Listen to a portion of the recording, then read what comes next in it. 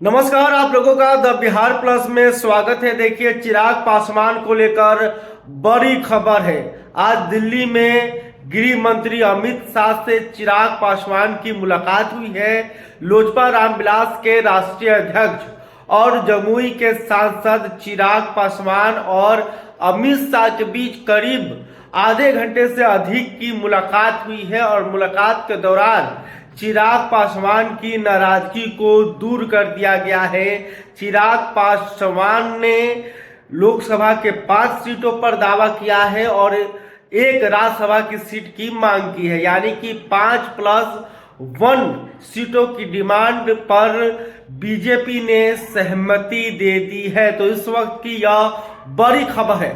खबर यह थी कि चिराग पासवान एनडीए में नाराज चल रहे हैं और उन्होंने जब नरेंद्र मोदी की रैली से दूरी बनाई तब से यह लगातार खबर चल रही थी। इसके साथ ही महागठबंधन के तरफ से भी धकाधक उनको कई ऑफर दिए गए। कोई कह रहा था कि आइए आपको हम 8 सीटें दे रहे हैं, कोई 10 सीटें दे रहे थे।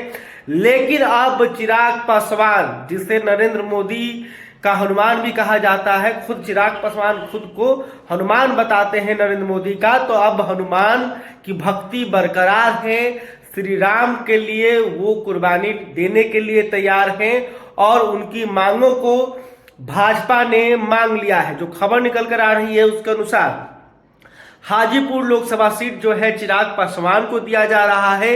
इसके साथ ही जहानाबाद और वाल्मीकि नगर सीट पर भी लोजपा के उम्मीदवार उतर सकते हैं। आपको बता दें कि जहानाबाद और वाल्मीकि नगर दोनों ही सीटें जदयू के खाते में हैं। अभी यहां से जदयू के वर्तमान सांसद हैं, लेकिन चिराग पासवान इस सीट पर दावा कर रहे हैं। तो बीजेपी के तरफ से यह कहा गया है कि आपका संदेश जो है नीतीश कुमार के पास पहुंचाया जाएगा, क्योंकि देखिए जहानाबाद और वाल्मीकि नगर जो है 2019 के लोकसभा चुनाव में बहुत ही कम मार्जिन से जदयू चुनाव जीतने में कामयाब रही थी।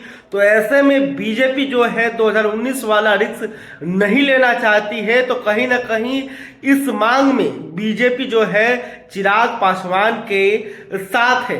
तो अब देखना होगा कि नीतीश कुमार क्या जहानाबाद सीट और वाल्मीकि नगर जो सीट है वो चिराग पासवान को देंगे, क्योंकि नीतीश कुमार भी कई सीटों पर कुर्बानी दे सकते हैं। क्योंकि देखिए अब एनडीए का जो परिवार है 2019 के मुकाबले अधिक संख्या है, क्योंकि देखिए लोजपा रामविलास यानी कि चिराग पासवान की पार्टी एनडीए में तो है ही। इसके अलावा पशुपति कुमार पारस की भी पार्टी एलजेपी-आर है और राष्ट्रीय लोजपा है। इसके साथ ही उपेंद्र कुशवाहा भी इसमें शामिल है, जीतन राम मांझी भी शामिल है।